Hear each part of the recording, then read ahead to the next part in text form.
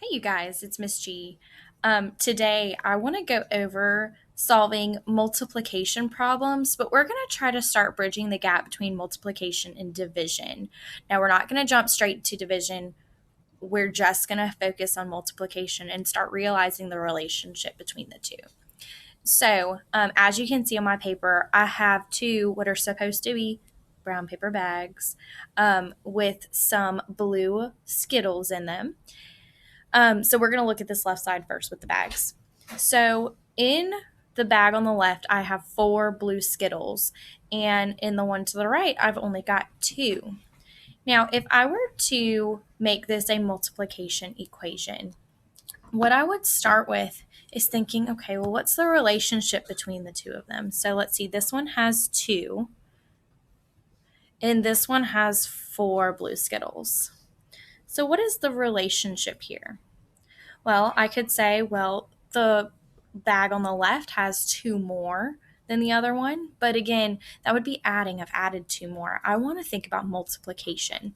So with multiplication, I can see that my bag on the right has 2. And for me to get from 2 to this 4, I actually had to multiply by 2. So this bag on the left is actually 2 times greater than my bag on the right. So when I multiply, I get 4. So my larger bag had 2 times as much as the bag on the right. So I have 4 here. Now I could also say, well, the bag on the left, I'm not going to multiply to figure out the relationship between this.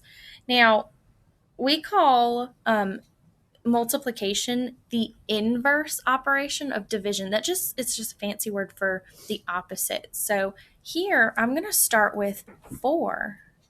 I have 4 blue Skittles, but to get to 2, I actually have to divide. That's the inverse of multiplication. The opposite of multiplication is division. Because I'm going to take these 4, and if I were to group them, I would have 2 groups. 1, 2. So I'm dividing these by 2, and then I'm left with my 2 here. When I divide, I'm creating those equal groups, the inverse of multiplication. So because remember in division, we call this our quotient is smaller, my bag on the right is actually 2 times smaller than the bag on the left. Now, that might be a little confusing. So we're going to move on to the right side of my screen. Now, these funny little trident looking things, these are actually supposed to be forks. I pulled this from a problem in our math book. So my problem for you is there are 2 forks on a table. So pretend this is my table and I've got my 2 forks. Well, there are 3 times as many spoons as there are forks. So I want to know, how many spoons are there on the table? Well, another way that I can go about solving a problem like this, I have 2 forks. Well, if there are 3 times as much, that means that 1 fork also has, these are going to be my spoons, 3 spoons. So there's 1, 2, 3. So that is 3 times as many. I had 1 fork and I have 3 spoons. So 1 times 3 is 3. So I have 3 times as many spoons and forks here. But remember, it said there wasn't just 1 fork, there were 2 forks. So now I have to do the same thing with fork number 2. And so now, again, this is still 3 times as much.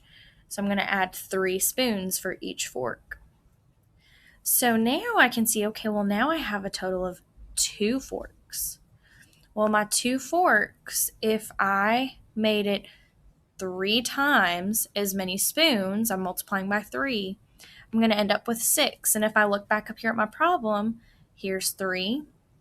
There's 3 more, and 3 plus 3 is 6. So that's another way that I can go about solving a problem where it's wanting me to find the relationship for every fork. I have 3 spoons, so I've multiplied by 3.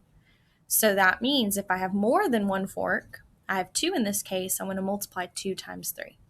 And this would work the same if you had more. If you had 4 forks and there were 3 spoons for every fork, it would still work the same.